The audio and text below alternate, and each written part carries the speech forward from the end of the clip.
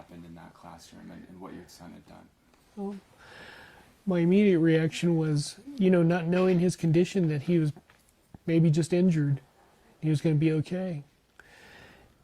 And then I received a text from his friend saying that, he had rushed the shooter and chased him. And, I didn't know. A friend of mine I work with had access to dispatch, so he was hearing that there were casualties. I didn't know what to think about that. And, as we were frantically looking for him at the rec center and trying to get in touch with him, sending text and phone calls, and he wasn't returning them, I got more concerned. And other people started to help me. And then I got a hold of an engineering teacher that we've become great friends with, and he's like family. And he gave me a little bit of information and said, he just said that he was sorry. I didn't comprehend what that meant at the time. And we did more digging and looking around, and a girl that was a friend of Kendrick's had told me, she in a text, that he might have been at Littleton Adventist. So we had a police officer take us over there, rush us over there into the ER. And they told us he wasn't there, and then that's when they broke the news to us in a small room that was adjacent to the nurse's station that, after we identified him, that he had passed and was still at the school at the scene. And that's when we found out, but I kind of knew when he wasn't answering, it's like you expect your kid to pick up the phone and tell you, leave me alone. I was a little bit guilty because as I was trying to call him, I thought, well, maybe this is the wrong thing. Maybe I'm putting his life at jeopardy by having the phone ring. So I was texting, and I tried to FaceTime him, and I was getting nothing. My anxiety and my lump in my chest was growing. I just couldn't believe it. Couldn't believe this was happening to my son. You had to watch all the other parents link up with their own kids. Oh yeah, they were there. Buses were coming, and they were on the phone, and they were making contact. And we didn't have that, And I don't know. That's when I found out. And, not being able to hold him. Maria and I asked if we could see him, at least see him. And they're like, since it was an active scene and he was still in the school, that we wouldn't be allowed to. And we sat and waited, and we had friends and students. They asked if, we wanted the students there around us and stuff. And I said, absolutely, As I coach the robotics team, and I'm around those kids all the time. And not just the robotics team, but there's other kids that would come over for Christmas, and we'd have parties with them. Kendrick would buy gifts for his friends because he doesn't have siblings, brothers or sisters. So he'd be like, I'm going to go on Amazon and spend money. And my wife is always like, sure, whatever you want. So, he'd get Hydro Flask and things like that. He had a little rosary card that he gave to one girl. And different, little beanie hat and different things. And they would come over and they would bring gifts. And they'd all sit down there and do a big gift exchange in the basement. And she'd cook hot treats and food for them and popcorn. And they'd have a good time, watch movies. And yeah, those kids were there. And they were able to tell you what he had actually done. They did. Yeah, one of the kids told me that, like a flash, he jumped up. She said, he's a hero, he saved me. She said he jumped up and he ran. She said you couldn't even see how fast he was running, out the door and after this person to tackle him. No, not at all, because we raised him that way. We raised him to be good, and, I kind of, until you're a parent and you have something like this happen, you struggle with that. I know that because of what he did, others are alive, and I thank God for that. I love him, and he's a hero. He always will be. But there's another part of you that wishes he would have just turned and ran, retreated, hid, did something to put himself out of harm's way if that was possible. But we know Kendrick. Maria will tell you that it's no surprise that if danger was facing him, he would approach it, and take it on if it was something like that. I don't know. I'd like the world to know that, this wasn't your average kid. And as people don't believe that, Google him, research him, find out things about him, but you're going to know that he was extraordinary. And he's, I don't know what to say. He's the thing that, I don't know, legends are made of. He just loved people that much. And, we raised him to be a responsible kid, turning your homework like most parents do and everything, but he took it a notch above without us even asking him. And that's extraordinary. One of the things that one of the mothers who had a son in that classroom told one of my colleagues is that if it hadn't been for Kendrick, I wouldn't have my baby today, and I can't imagine. How does it make you feel to hear that? It makes me happy that she has her son, and but it makes me sad that mine's not here, Yes. But in hindsight, I wouldn't have it any other way. I knew that Kendrick there's no way that he would have traded any of that. He's that kind of hero, and I'm glad. Those kids, when I looked around that room last night at the hospital, they were shaken to the core, but they weren't harmed, They're harmed probably emotionally from the traumatic event, and it's probably going to take a lot to get past that. But they're not physically harmed, And I found out, that Kendrick probably didn't suffer much. And that was one of my biggest concerns. If he's going to be hit or killed, I didn't want him suffering, and it was probably instant. I don't know. I find it amazing talking to both of you.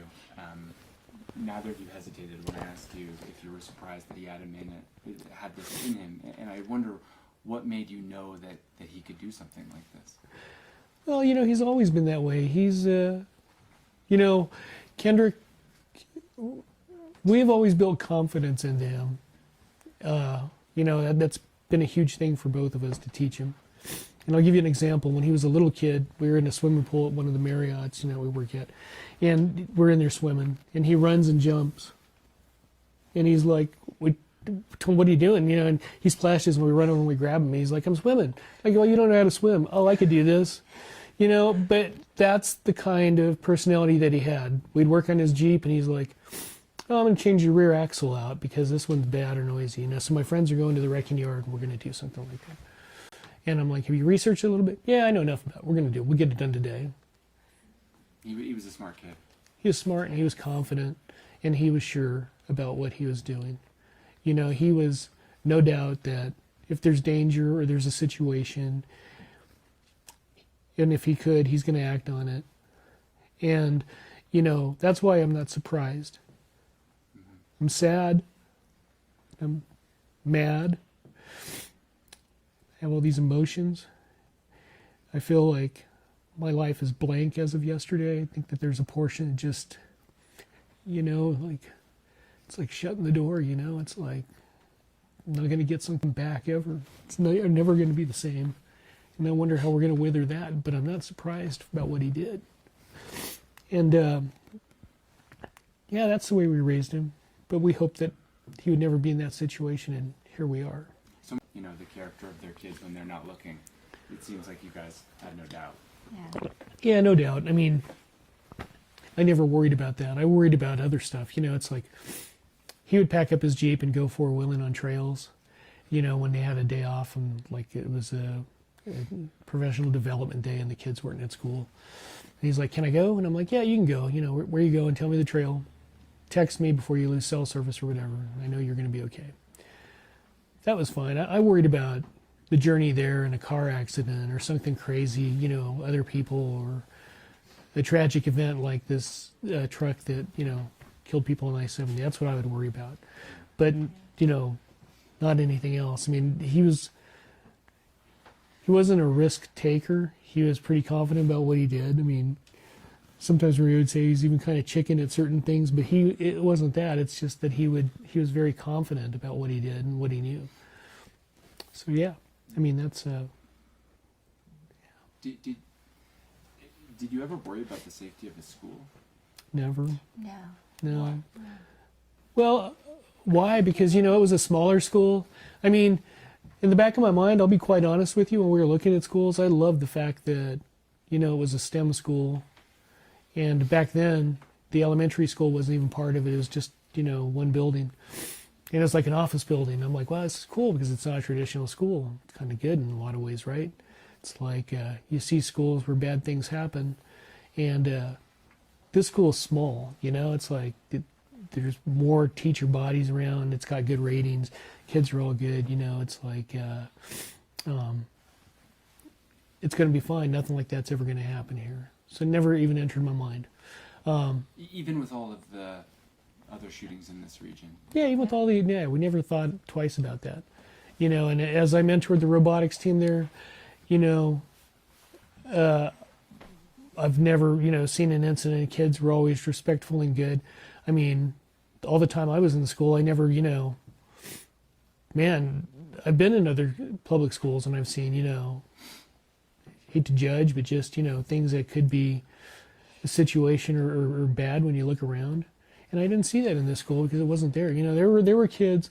What I loved about this school is it was also a school where kids back when I was in school probably, would love to have that. They were probably, outcast when I was in school because there wasn't a school like STEM that intrigued their intellect in computers and science and other things. And, they just focused on sports, where this school wasn't like that. It accepted everybody and everybody was friends. The teachers were amazing. The environment was amazing. It was fresh and new. Coming from a Catholic school and going into STEM, I think I told somebody yesterday, it was an amazing thing. My son came home and he had a test and he's like, you know what, Dad? He said, I took a test today and they encouraged us to chew gum to help us concentrate. He said, back at the Catholic school, they're like, nope, get that out. He's like, so it's so different and so progressive, and different. 2 more questions if I can.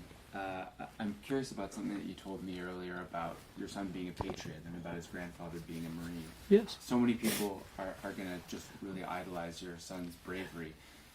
Do you think maybe he got some of that from your Absolutely. Family? Yep. Absolutely. Dad taught him everything. We'd go up and, it's funny, before there were people who would prepare for stuff, I think my dad with his Marine ways, he'd take us up camping and learn us to be, self-sufficient, fish and enjoy the outdoors. And Kendrick took to that, When my father passed away, Kendrick was proud of him, proud of the Marine insignia on the funeral car, proud of the salute, proud of everything about it, that his grandfather was a hero. And, there's a part of me that knows, Kendrick wanted to live that legacy. One of my biggest worries is, as he was getting ready to graduate, is that he would pull a 360 on me and join the military. And I told him one of the biggest regrets I had in my life was not doing that and, not being in the military because my dad was. And Kendrick, I know that he liked that. I mean, we'd go to things, and if there's military events or stuff like that, the flag that draped my dad's casket is down in his man cave downstairs, and it's there, and he'd go over and kiss it. He'd take me to Fort Logan over here, and he kisses the tombstone where his grandfather is, and he'd pray. And that was Kendrick, he loved that honor. He loved the patriotism, We're Hispanic by nature, but we're Americans to the core, and he loves that. He loves everything about it, Did he consider going into the military? I think he probably would have considered it. He never really told us, but he knew that it wasn't really like high on our things of having him do. We'd rather have him go to college, but I don't doubt that it entered his mind. The last thing, I'm one of the things you told me earlier is, for other parents out there, you should really teach your kid to be selfless. Yes. How did you teach your son to be selfless?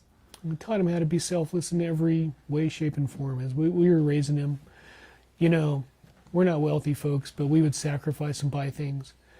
But to hoard something valuable or keep it to yourself is worth nothing. So we taught him to share. You know, if he had the latest Beats headphones or a computer, share it with your friends. You know, do stuff. We bought him a gaming thing. He used to like to play. There's an off-road sim game where you drive, and so we got the steering wheel and everything. He would play it by himself, but it wasn't fun until he got his friends over, and they'd take turns, and he'd get the girls on there and let the girls kind of try to shift gears and drive over these mountain passes and stuff, and they'd laugh and giggle. But that's how we taught him to do things like that. He had a mini bike and a go-kart, and he would ride it, but he'd like jump in, you know, it's all you, and let his friends who didn't have those things enjoy them. And that's the way that he was. It's if somebody needed something, he was like, you know, on many occasions you want to go to the movies or something, he's like, you know, can I pay for them because they don't have any money? We're like, yeah, sure, why not, man? Go ahead, do it. That's what makes you happy, you know. And that's how we raised him. And to serve, you know, we serve people every day. And you can't fake it. I mean, you have to love people. Often, not all people are going to be nice to you, but the one after that will be, you know, and you just deal with that. That's the way Kendrick was. I mean, he served as an altar boy. He served funerals. So, yeah, service was his thing. As part of the Knights of Columbus, he would go and do pancake breakfast and serve people. He'd put on the apron and run around with, you know, syrup and butter and make sure and clean up tables, you know. That's how we taught him. Is there, just lastly, is there anything else that I didn't ask you that you wanted the world to know about your son? Yeah, I want the world to know that he was a gift. And, you know, if I have one thing to say to people, it's if you have children, you know, nothing's more important than your kids. You know, I don't golf. I don't do activities that take me away from my children, like my kid. I don't have children, but Kendrick, you know, try to find a way to engage with them. I mean, in robotics and things like that, things aren't always, you know, they get to an age where they're teenagers and they want their space, but I want the world to know that be selfless. That's the one thing. That's what my son was. And it got him killed, but he saved others. And I want people to know that when you go through life and you go through college, younger kids, kids who are in that room, and you end up getting married and you're raising a family, you know, go get the ice cream, hang out together. And if somebody's there who can't afford it, flip the money and pay for theirs, you know, and just walk away and don't think twice about it. That's what this world needs. We can focus on the negative. We can focus on the whys and how and mental illness and the gun debate and all of that. But the bottom line is nothing can beat love. Nothing. You know, if you spend your time with your kids and you teach them that, you know, you'll have done your job well. That's all I want people to know. That's amazing.